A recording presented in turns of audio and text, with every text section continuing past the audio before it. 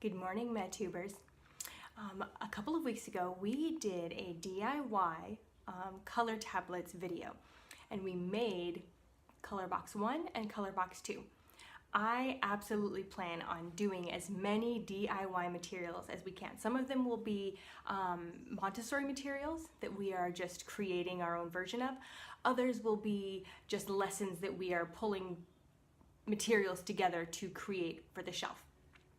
Anything you don't buy from a store is DIY, right? So a lot of these things that I've put together are DIY because I gathered all of the pieces, right? So we're gonna do lots of those. I thought we would discuss for a brief moment about things that I will not DIY and why.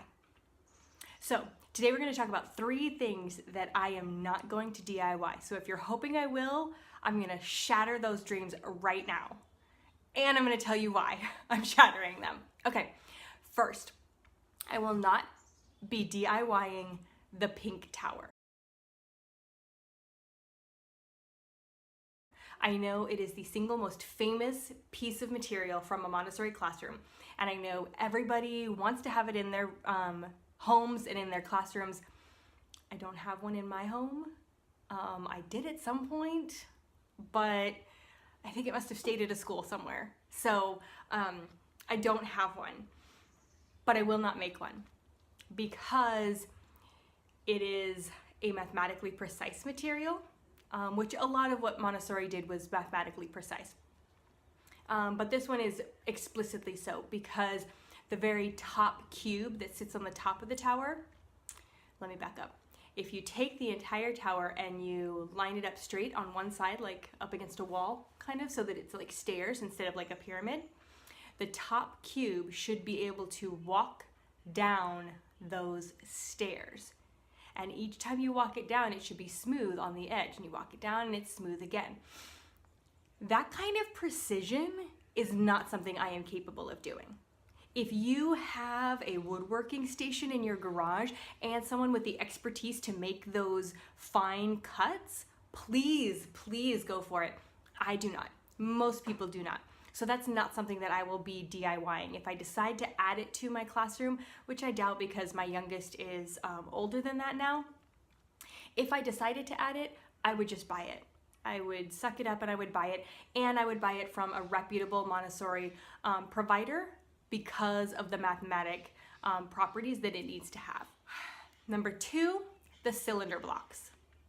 In case you're unfamiliar with them, they are long blocks with cylinders dropped into them and little knobs on the top for you to pull the cylinders out. Again, those are mathematically measured. I guess everything's mathematically measured. I mean, they're specifically measured to be certain sizes and certain shapes, right? And I say shapes because there are 4 blocks, and each one, they all have cylinders, but each set of blocks is a different variation in height, width, and depth. The cylinder blocks also coordinate with the knobless cylinders. So if you were to make one or the other material and then purchase the one that you didn't make, they might not fit together. The knobless cylinders should drop right into the blocks of the knobbed cylinder blocks. And if you've made one or the other, then they might not do that. Again, if you are a mathematically precise woodworker, please, please experiment and try to make your own. That's totally awesome. But again, for me, that's not something I would do because they need to work together, and in order to work together, they have to fit together, and I am not about to be able to do that. So 2 is the knobbed cylinder blocks or the knobless cylinders because they kind of go together. The 3rd thing that I will not DIY is a reading program. I use the California Phonetic Reading Program, and it is extremely precise and detailed.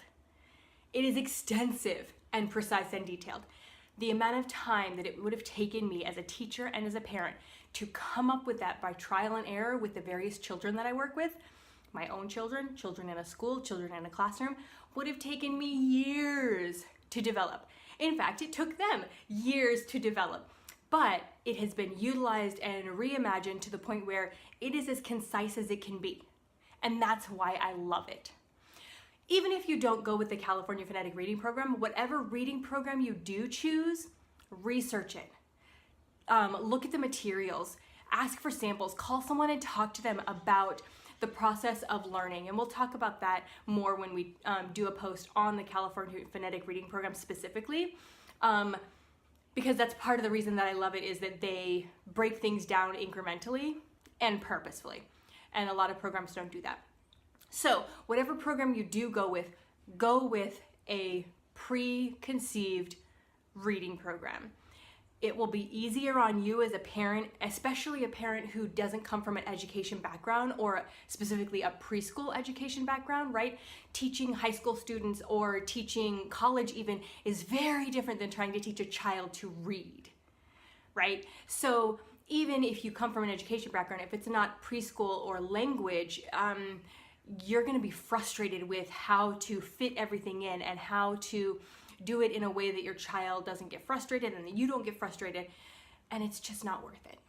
Your day should be spent so much nicer. Your day should be so much calmer. Your day should be so much more fun than you stressing about this letter or that letter or whether they can put words together to form a sentence.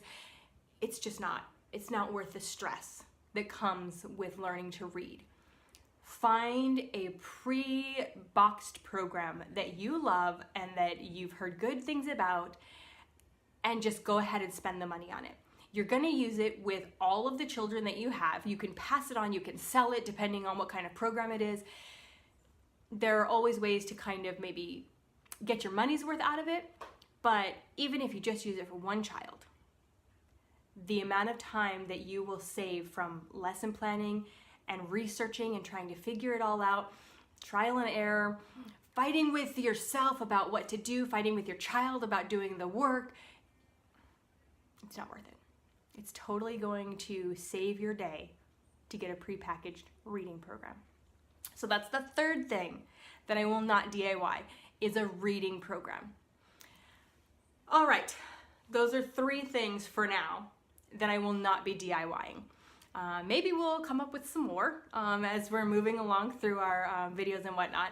But for now, those are the first few things that, if you're thinking about adding them to your homeschool classroom and your homeschool day, I would suggest that you just go ahead and spend the money on them, however you're able to do that.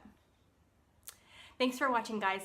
If you have any questions or comments about DIYing materials or not DIYing materials, please drop them below and subscribe to our channel so that you can always get updates when we post new videos, and we'll see you next time.